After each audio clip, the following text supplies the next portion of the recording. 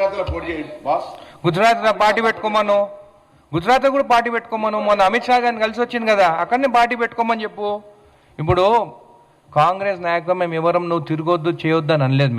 మేము ఏమన్నాము, తెలంగాణ వాళ్ళ నరదిష్టి కళ్ళు మంచివి కావు, అందుకే కోనసీమల చెట్లన్నీ చచ్చిపోతున్నాయి, బహుశా దానివల్లనే వాళ్ళు తెలంగాణ కావాలనుకున్నారని చెప్పి మాట్లాడింది ఎవరు? మేము ఎప్పుడు నేను రావద్దని, నువ్వు కూడా 2007లో తిరిగినావు నువ్వు, కానీ ఎవరి కోసం తిరిగినావు? అప్పుడు ప్రజారాజ్యం పార్టీ కోసం తిరిగినాం. ప్రజారాజ్యం పార్టీ ఎవరిది? మీ అన్న చిరంజీవి గారిదే కదా. చిరంజీవి గారు అంటే మాకు అభిమానం.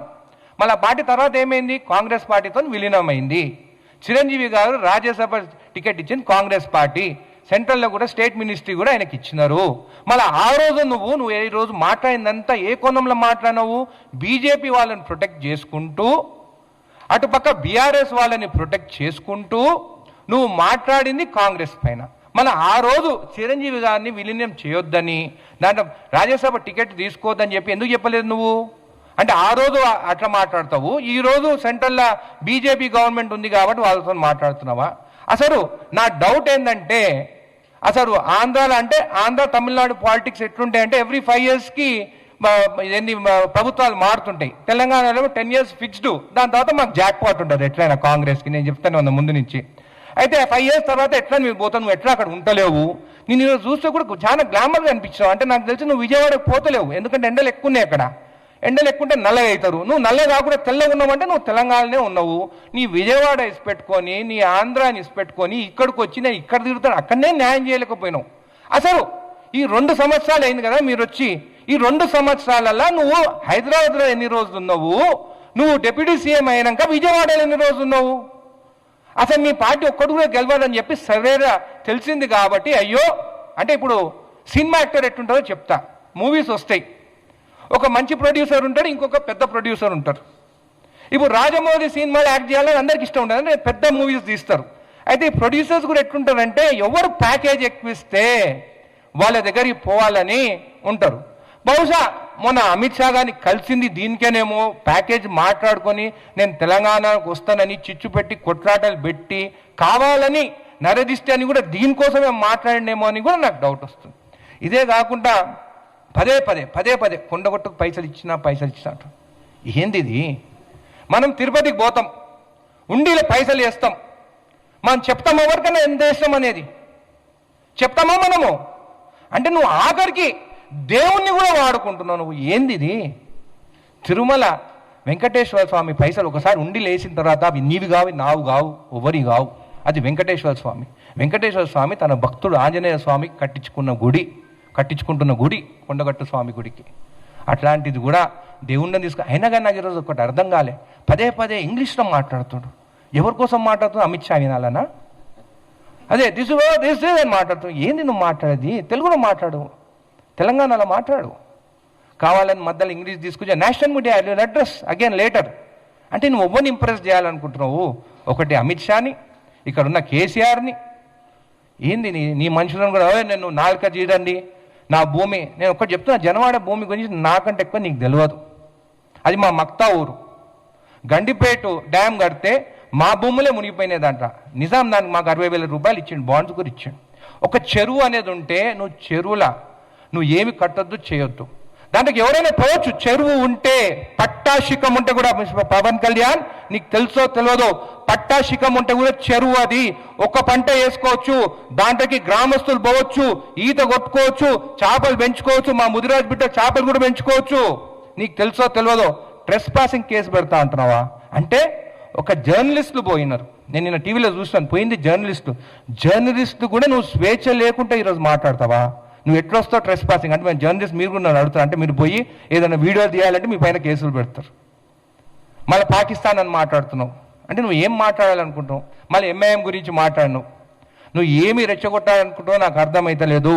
నరదిష్టి అనే తెలంగాణ వారికి క్షమాపణ చెప్తావు అనుకున్నాను నేను ఈరోజు. అసలు నేను ఎవరి ప్రెస్ మీట్లు నేను వినను. ఈరోజు నువ్వు మాకు క్షమాపణ చెప్తావని చూస్తే నువ్వు రెచ్చగొట్టి, మీ వాళ్ళకు కూడా రెచ్చగొట్టి కొట్లాటే దారి తీసుకొచ్చేటట్టు నువ్వు మాట్లాడుతున్నావు. అంటే నీ సంస్కారం ఇదేనా అని చెప్పి నేను అడుగుతున్నాను. సరే, మరి 12 ఏళ్ళు ఎక్కడ పోయినావు? ప్రజారాజ్యం పార్టీ పోయినప్పుడు విలీనం కాంగ్రెస్ పార్టీతోనే అయింది. నువ్వు ఎక్కడ పోయినావు? దాని తర్వాత ఎక్కడ పోయినావు? మల్కాజ్గిరి నిలబడదాం అనుకున్నా అన్నావు. మరి ఎందుకు నిలబడలేదు? మొత్తం అన్నీ ఓడిపోయినారు. మీ వాళ్ళు అంటున్నారు అనిరుద్ధ్ రెడ్డికి నీకు అర్హత లేదు పవన్ కళ్యాణ్ మీద మాట్లాడితే ఇంకో అని. నేను ఒకటే అడుగుతున్నాను, నేను ఫస్ట్ టైం నిలబడ్డా, జడ్చర్ల ప్రజలు నన్ను గెలిపించిండు.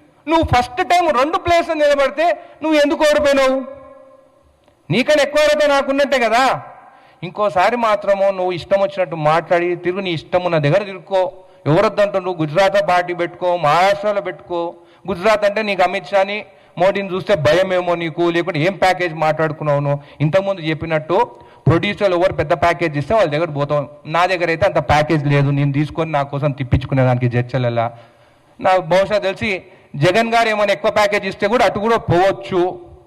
కాబట్టి ఇంకోసారి తెలంగాణ మీద మాట్లాడేటప్పుడు, పిచ్చి పిచ్చి మాట్లాడేటప్పుడు జాగ్రత్త, నోరు జాగ్రత్త అని చెప్తాను. 2 సినిమాలు ఎత్తిపోయినాయి. నువ్వు డిప్రెషన్లో ఉన్నావని నాకు తెలుసు. ఆ ఓజీ మూవీ ఎత్తిపాయే, ఉస్తాద్ భగత్ సింగ్ ఎత్తిపాయే. ఇంకో మూవీ వస్తే కూడా ఎత్తిపోతుందో మంచిగా ఉంటుంది. మేమందరం నీకు మూవీ హిట్ కావాలని అనుకుంటున్నాము. కానీ 2 మూవీలు ఫ్లాప్ అయిన దాని వల్ల డిప్రెషన్లా, అంటే ఎవరు డిప్రెషన్ ఉన్నా కానీ ఆ తెలంగాణ వాళ్ళు మేము సెంటిమెంట్ పీపుల్, ప్రేమతో చూస్తాం. ఆ ప్రేమ కోసం వచ్చినావేమో, ఆ ప్రేమ కోసం ఖచ్చితంగా చూస్తాము.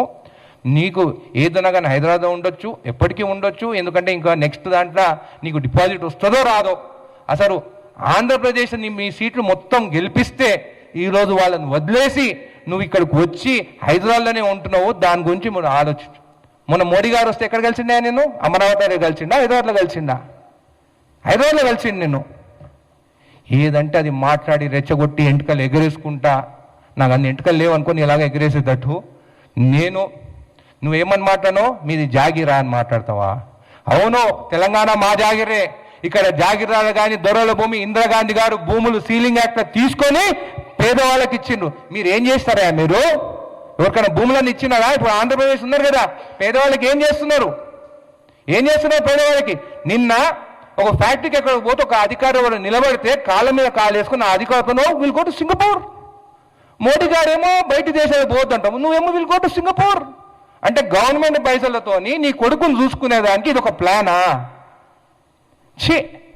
ఇంత చీప్ రాజకీయాలు మేము ఎక్కడ చూడలేదు. మా బ్రతుకు మేమేమో తెలంగాణలో మేము బ్రతుకుతున్నాం. ఏదో ప్యాకేజ్ల కోసమో ఏదో ఎంత మాట్లాడుకున్నావు రేటు నువ్వు తీసుకో. ఎందుకంటే నువ్వు రాజకీయాలకు వచ్చిన తర్వాతనే బాగుపడ్డావు. రాజకీయాలు రాకముందు నీ మూవీలన్నీ ఫ్లాప్ అయితే రోడ్డు మీదకి వచ్చినాయని ప్రతి ఒక్కరు మాట్లాడుతున్నారు.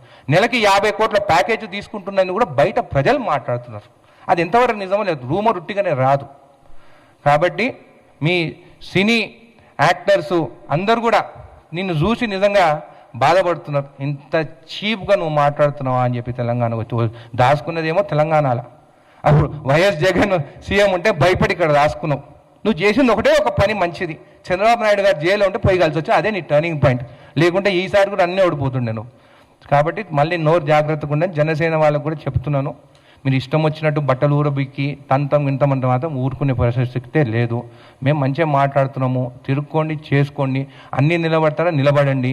బీఆర్ఎస్ బీజేపీతో ఎట్లా పొత్తు ఖాయమైపోయింది, ఆ ప్లాన్తోనే నువ్వు వచ్చినావు ఇక్కడికని ప్రతి ఒక్కరికి తెలుసు. వాళ్ళకేమో జనాలు వస్తలేవు వాళ్ళిద్దరికి. సో ఏం చేసిన ఒక సినిమా యాక్టర్గా నువ్వు వస్తే నేను చూసేదానికి జనాలు వస్తానని నేను పక్కకు పెట్టుకున్నారు. కాబట్టి ఆల్ ది బెస్ట్. కానీ నరదిష్టి అని నువ్వు తెలంగాణ ప్రజలను అన్నావు, మేము వదిలిపెట్టే ప్రసక్తినే లేదు. మా సెంటిమెంట్తో ఆడుకున్నాను, మా సెంటిమెంట్తో ఖచ్చితంగా నీకు బుద్ధి చెప్తాం.